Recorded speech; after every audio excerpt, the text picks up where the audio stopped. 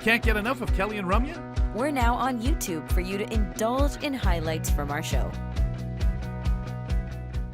Joining us now is Laura Bain, and she's joining us from Nova Scotia to discuss a new report which says that Nova Scotia has the highest poverty rate in Canada. Hi, Laura. Welcome to the show. Hi, Grant. Happy to be here. It is lovely to chat with you again, even though I love these reunions. Oh, I know, right? Yeah, the ATW reunion things just kill me. I love it. Yeah, it literally feels like we're just, chatting on the phone or chatting in another production meeting, even though we have a little bit of a heavier topic here. Do you want to just dive into this report that you're going to be talking about, what it says? Yeah, absolutely. So this is a report by United Way Halifax, and it came out a couple weeks ago. It's called United in Poverty Action, and it sort of gives an overall picture of some of the circumstances in Nova Scotia related to poverty since 2018, which is when I'm assuming they released their last report. And unfortunately, overall, it paints a fairly grim picture. I think you might have mentioned off the top there that it does say that Nova Scotia has the highest rate of poverty in the country right now.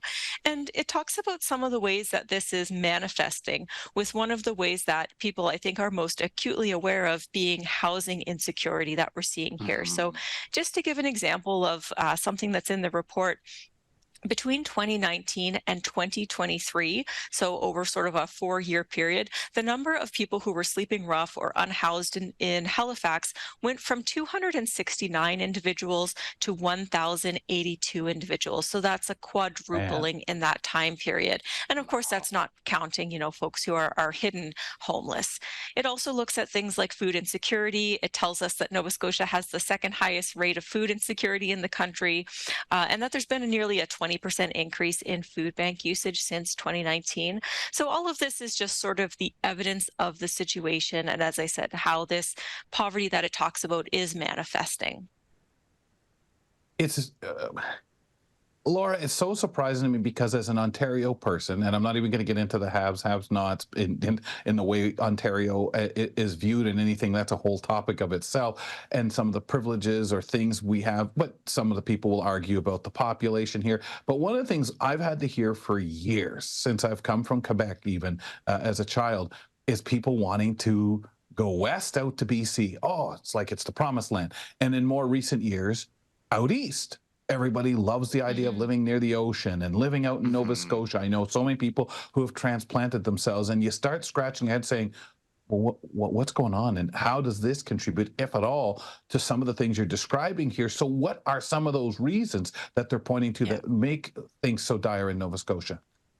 So it is certainly a complex picture, but some of it is, as you mentioned, having to do with an increase in our population. So up until about 10 years ago, say around 2015, there were actually concerns that Nova Scotia didn't have enough population growth and that there weren't enough sort of younger folks to support an aging population. So at that time, the government put certain policies in place to try and increase the number of people coming into Nova Scotia from other countries. For example, around policies around international students and transitioning to residency after they completed their schooling, things like that. So some of these efforts have started to pay off over the last few years. But when the pandemic happened, something that nobody had anticipated was the unprecedented number of people from other provinces who wanted to move here. And some reasons for that were folks wanting to escape cities during the pandemic, moving to what they perceived as a more slow pace of life, compared to somewhere like Vancouver or Toronto. Certainly, if we're talking 2 or 3 years ago, Nova Scotia was a more affordable place. A lot of people were digital nomads because they were working from home, so they really could move somewhere else. And then, of course, the success we had with our COVID policies here and kind of that enticement of having lower virus numbers. Exactly. So we had this sort of record breaking population growth, but the infrastructure really wasn't in place to support that. And what that led to was a severe housing shortage.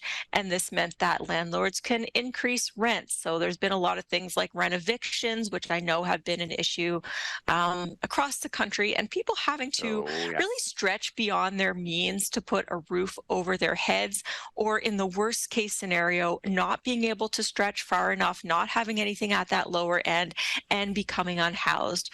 And then, we've seen rising food costs across the country. That's certainly happening here. But in Nova Scotia, we have relatively low wages and low income assistance rates compared to the rest of the country. So for example, a single individual with a disability here in Nova Scotia receives about $950 a month on assistance, or, between $11,000 and $12,000 a year. There's a couple of variables, but good luck trying to survive on that. And sort of related to disability and related to this poverty that we're seeing here, Nova Scotia has the highest rate of people with disabilities across the country, with 37% of our population having at least one disability. And we know that for a variety of reasons, disability can go hand in hand with poverty. Yeah, it's so interesting, and goes in tandem with a thought that I've always had about our country, where we just have so many really charming communities like yours, where it sounds like you guys are literally a victim of your own success, just being so charming and handling COVID so well, and just doing really well. But on the other hand, we really don't have a whole lot of that kind of social safety net, do we? That we don't really have the infrastructure or the help in order to really help people experience the joy of communities across the country. Yeah, of course. And I mean, there have been benefits to, the increase in population that we've had. And I certainly want to place the emphasis on the inadequate infrastructure rather than kind of villainizing the people that have come into the province. But I think we really didn't have kind of the infrastructure. I sort of think it's hard for people who haven't lived here for a long time, though, to understand just how dramatically things have changed in terms of the rents and the housing prices. An article that I read kind of preparing for this segment said that housing prices have gone up 25% in Nova Scotia between 2022 and 2023. So that's just astronomical. And, I think there's really a feeling of people being kind of trapped in whatever their current living situation is. For example, my partner and I, we feel fortunate to have this one-bedroom apartment that we are in, but we would very much like to be in a one-bedroom plus den or a two-bedroom apartment. But I've been in this place for a couple of years, so the rent has only gone up so much every year. So it's hundreds of dollars below what the market value would be for someone coming in. And if we were to move into a two-bedroom, we'd actually have to double what we were paying every month. So yeah, and again, just like with the number of unhoused people, kind of seeing those tent encampments on the ground, especially in the downtown core, and a lot of people who are in really obvious need of support, mental health, addiction, and otherwise. It's really changed the feeling of the city over the last few years. Yeah, I can't even imagine, but except I stop and think, because I saw what happened here in London. And we had all these Toronto people coming here because they didn't have to be in the office all the time. And you wonder how much property is being bought up across the country, causing this effect with that mentality from the big conglomerates, or that have that mentality of, hey, let's get people in a position where anyone coming in, they have to pay more. Laura, are there any solutions that you've come across either in this report or elsewhere? Yeah, we've talked about how bad things are. Is there any way out of this?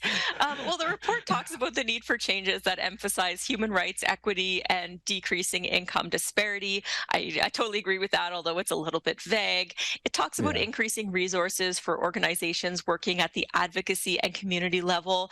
I completely agree with that, although I think, of course, this is coming from a not-for-profit, so we would expect them to advocate for something like that.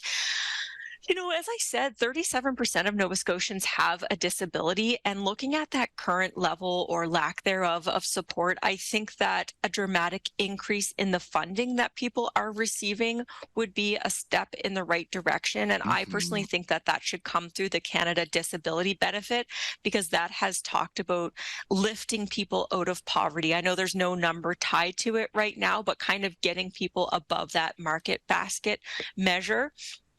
And, I think other than that, really the city needs to put a massive effort, or the province needs to put a massive effort into affordable housing, maybe repurposing some of those abandoned buildings that we have downtown that have seemed to increase over the last few years.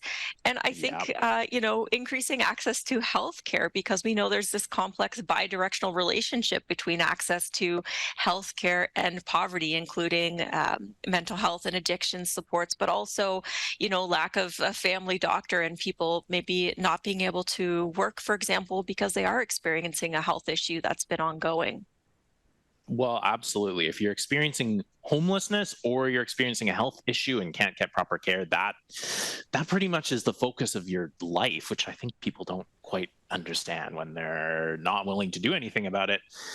You could be contributing to society a lot more if we could just eliminate some of these barriers for people. Thanks, Laura. That's really insightful, and totally agree. Changing gears a little bit here to your second topic, you wanted to tell us about an upcoming online class for people who are blind or partially sighted. Yeah, that's right. Maybe leave people with something just a little more hopeful or more positive that they can engage in. So I want to tell people about an online intro-level ballet class that is specifically designed for adults who are blind or partially sighted. So this is with the company Darkroom Ballet, who I'm sure some listeners and viewers have heard of. It's with instructor Krishna Washburn, who is herself a blind ballet dancer and dance instructor. She's actually the only teacher in the English-speaking world who's teaching traditional blind ballet technique. And so I've taken the intro-level course. I've actually taken it twice. And something that's just so cool about this course, and why I kind of want to spread the gospel, is that it's open to anyone, anywhere in the world who is a blind or partially sighted adult. It's completely free of charge. And you can join online over Zoom, or if you don't have access to Zoom, you can actually just call in over the phone, because it is 100% accessible for those who are blind or partially sighted. You're not going to miss anything by not seeing what's happening on the screen. Awesome. So we're a little tight of time. I really love to know what you loved, if there's anything else, but also, Laura, what do you say is the easiest way for people to get the info? Well, I think what I enjoyed was taking a class that was specifically designed for blind and partially sighted students. It wasn't an afterthought, and she really does an amazing job of kind of conveying the specialness of that blind dancing tradition. And so I would say that I'm trying to be quick here. What do I want to leave That's okay. people You have a with? bit of time. I just want to say that I think it's a kind of an emotional journey for people, as much as it is about learning ballet technique.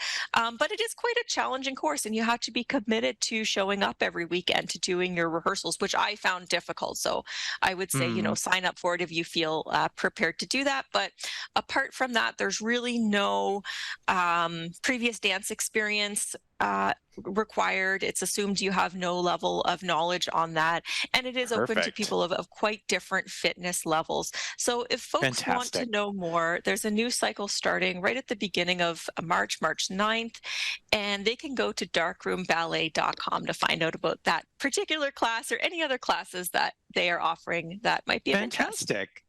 Thank you so much, Laura. We really love chatting with you, and thanks for all the info. Yeah, thanks so much, guys. Thanks for watching. You can catch Kelly and Ramya weekdays from 2 to 4 p.m. Eastern on AMI.